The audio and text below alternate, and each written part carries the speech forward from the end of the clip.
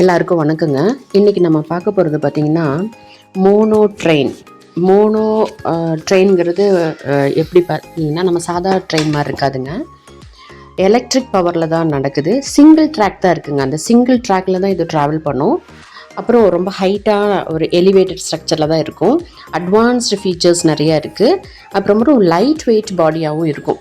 இதெல்லாம் இப்போ இந்தியாவிலேயே மேட் இன் இந்தியா மாதிரி இந்தியாவிலேயே தயாரிக்கிறாங்க. மெயினாக நம்ம இமயமலை ஒட்டி இருக்கிற ஹிமாச்சல் பிரதேசத்தில் இருக்கிற நம்மளுடைய மிலிட்ரி பர்சனல்ஸ் ராவும் பகலும் நம்மளுடைய நாட்டை காக்கிறதுக்காக அந்த குளிர்லையும் பனியிலையும் எவ்வளோ கஷ்டப்படுறாங்க இல்லைங்களா. அப்போ இந்த பனிப்பொழிவு இருக்கிற நேரங்களில் அவங்களுக்கு வேணுங்கிற அந்த இராணுவ எக்யூப்மெண்ட்ஸ் கொண்டு போய் கொடுக்கறதுக்கோ ஃபுட்டு கொடுக்கறதுக்கோ முடியாத ஒரு சூழ்நிலை இருந்ததுங்க.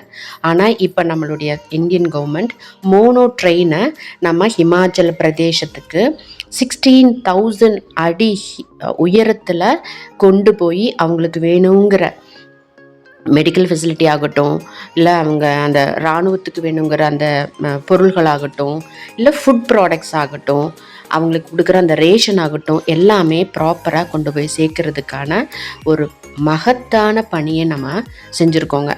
இந்த இரவு பகல் பாராமல் நம்ம நாட்டுக்காக உழைக்கிற இராணுவ வீரர்களுக்கு எவ்வளோ பனியிலையும் மழையிலையும் கஷ்டப்படுறாங்க இல்லைங்களா, அவங்களுக்கு கிடைச்சிருக்கிற ஒரு பெரிய வரப்பிரசாதம் தான் இந்த மோனோ ரயிலுங்க.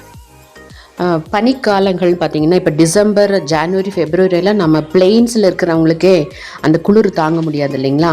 அந்த காலத்தில் பார்த்திங்கன்னா அங்கே இருக்கிற நம்ம இராணுவ வீரர்கள் வந்து இந்த இயற்கை பேரிடர்கள்னு சொல்கிறோம் இல்லைங்களா, அந்த லேண்ட்ஸ்லைட்ஸு, பனிப்பொழிவு, இதிலிருந்து நம்ம கீழையில் அதாவது ஃபுட் ஹில்ஸ்லேருந்து தலபாரமாக அப்படி தான் கொண்டு போய் கொடுத்துட்டு இருந்தாங்க நம்மளுடைய அந்த இராணுவ வீரர்களுக்கான அந்த எசென்ஷியல் ப்ராடக்ட்ஸை, எசென்ஷியல் பொருட்களை.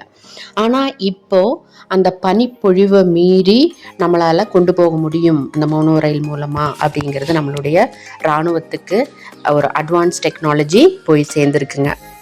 இப்போ பழைய காலங்களில் பார்த்திங்கன்னா மனித ஆற்றல் எவ்வளோ human time waste, human effort waste, காலம் நேரமுமே இயற்கை பேரிடல் காரங்களில் இங்கிருந்து கீழே ஃபுட் ஹில்ஸ்லேருந்து மேலே போய் சேர்த்துறதுங்கிறது ரொம்ப ஒரு இமாலய முயற்சியாக இருந்தது. அதுக்கெல்லாம் ஒரு முற்றுப்புள்ளி இந்த மோனோ ரயில் பண்ணியிருக்குங்க.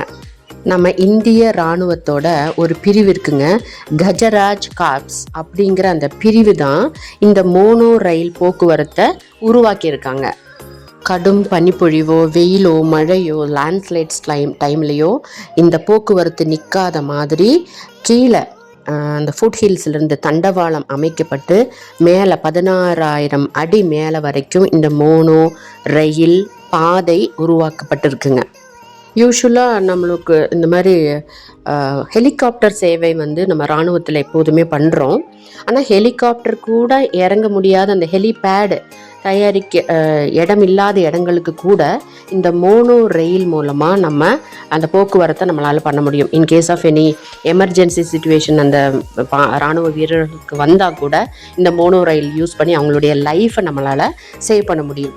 அதே மாதிரி இப்போ மகாராஷ்டிரா பார்த்தீங்கன்னா பாம்பேயில் இப்போ இந்த மோனோ ரயில் திட்டம் இருக்குங்க. அதாவது ரொம்ப ஷார்ட் டிஸ்டன்ஸு இல்லைன்னா கொஞ்சம் தூரமாக லாங் டிஸ்டன்ஸ் வர முடியாதுங்க, கொஞ்சம் ஷார்ட் டிஸ்டன்ஸுக்கான அந்த மோனோ ரயில் சேவை இப்போ மகாராஷ்டிராவில் மும்பையில் இருக்குது. இதுவும் ஒரு அட்வான்ஸ்டு டெக்னாலஜி மூலமாக நம்மளுடைய இந்திய கவர்மெண்ட், தட் இஸ் எல்லா மூலப்பொருள்களும் தயாரித்ததுமே இந்தியாவுடைய மூளையை யூஸ் பண்ணி நம்ம பண்ணியிருக்கோம். ரொம்ப பாராட்டப்பட வேண்டிய ஒரு விஷயம் இல்லைங்களா. நம்மளுடைய தேசத்தை காக்கும் இந்த பனி பிரதேச இருக்கிற இந்த நம்மளுடைய இராணுவ வீரர்களுக்கு நாம் பாராட்டி அவங்களுடைய சேவையை நம்ம புரிஞ்சுக்கிட்டாலே போதும் இல்லைங்களா. ஓகேங்க, பாய், தேங்க்யூ.